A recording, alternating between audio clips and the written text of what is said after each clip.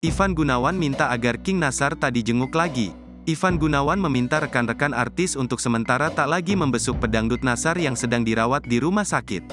Permintaan ini disampaikan Ivan usai menjenguk Nassar pekan ini. Seperti dilansir dari akun Instagram Ivan Gunawan, permintaan itu disampaikan pada Senin, tanggal 27 Maret tahun 2023 kemarin. Mulai besok sudah nggak terima tamu lagi ya. Jangan tengok Nassar dulu, karena harus benar-benar bed rest, kata Ivan Gunawan. Mendengar kata-kata Ivan Gunawan, Nassar sempat membuat gestur menangis. Namun setelahnya, ia memamerkan tawa ke arah kamera.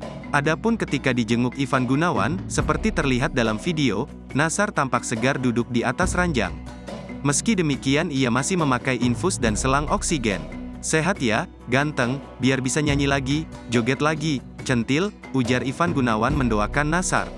Nassar pun merespons dengan keyakinan tinggi bahwa dia akan pulih dan bisa beraktivitas lagi seperti biasa.